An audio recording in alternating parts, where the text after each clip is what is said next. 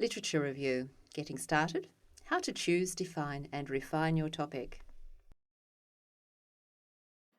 Let's explore the levels of thinking that are required for writing a good critical literature review. Writing a critical literature review requires more than just setting forth lots of facts collected from different sources. Benjamin Bloom developed his taxonomy, that is, a classification system of cognitive levels. The lower levels of knowledge, comprehension and application are simply knowing stuff, understanding what it is about, and knowing how to use it. At tertiary level, however, we're expected to work at the levels above this, namely analysis, where you pull an idea or a concept apart to find out what it is about. Synthesis is where you take different ideas from different sources and combine them into a new understanding, and you do a lot of this in a literature review. And finally, evaluation, where you keep a critical eye open, make judgments on what you read or hear, and even accept or reject the ideas with your reasoning of why you did so. This is something you need to do in a critical literature review. You are encouraged to be judicious on the validity or the importance of a writer's opinion, as long as you have sound arguments in support of your decisions. The point here is, you need to do more than collect and organise already existing information. This means that you are operating within the lower 3 levels of Bloom's taxonomy, and this is less than what you're expected to do in higher education. You need to create a new overall understanding or a new insight into an issue. Creating new knowledge is what the upper 3 levels are about. In a literature review, you are not creating new knowledge in terms of experimental data, of course, but you are creating your own interpretation of the information that is available. It is most important to choose your topic wisely in the first place. Choose a topic that is actually arguable. If there is no dissent or controversy about an issue, procedure or theory, you will find that you'll be reproducing accepted facts, and there will be no room or reason to take a stand one way or the other. On some topics, not all researchers are of the same opinion. They may agree in part, but vary on the details, or they may in fact be diametrically opposed. These disagreements are to be relished rather than avoided because it affords plenty of room to make sense of it yourself, and that makes the topic much more interesting. If you were to choose something in the area of mental health, for example, such as bipolar disorder or schizophrenia, there is little point telling your readers what these conditions entail. This has already been done. The extent to which these conditions could be moderated with diet, for example, is still open to question, and this question, therefore, is worth exploring. If you can, choose a topic that has relevance and importance. This does not mean that it has to be about finding the cure for cancer. The question of whether hand washing with soap and water is better than hand rubbing with antibacterial gel, for example, may sound insignificant at first, but it is hugely relevant to a wide number of health professionals. Therefore, this question matters. And incidentally, there is a broad spectrum of opinions about this question on both sides.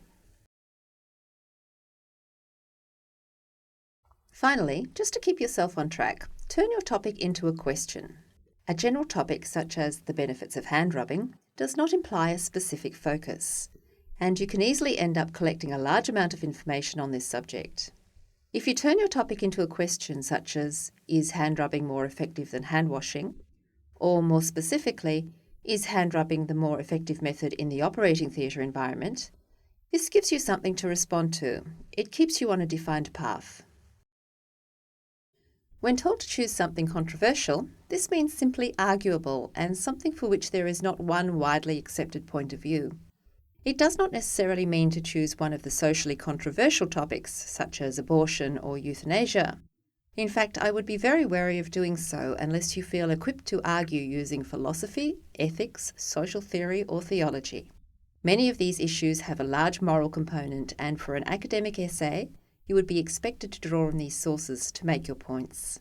Whether you feel something is right or wrong is not enough in an academic text.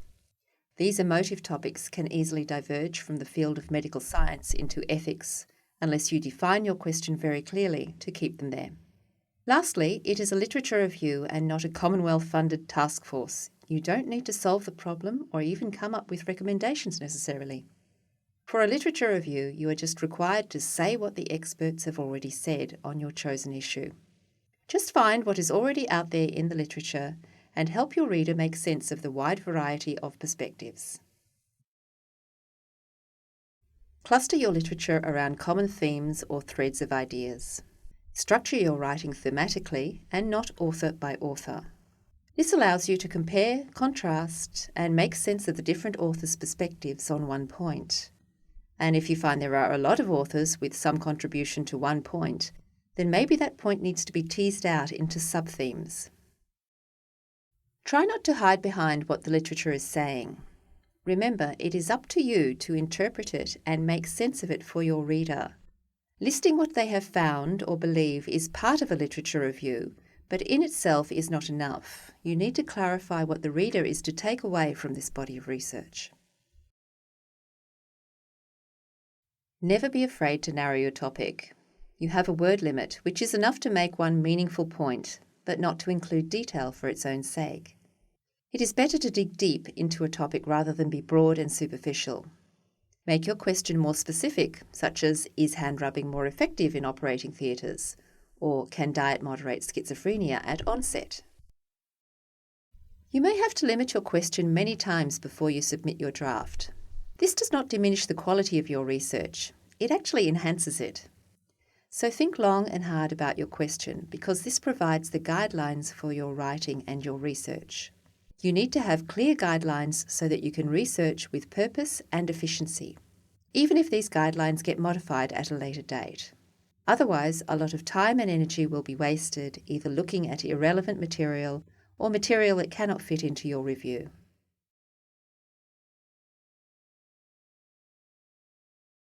In the next chapter, we will be looking at part 2 of Getting Started with a Literature Review, the research timeline.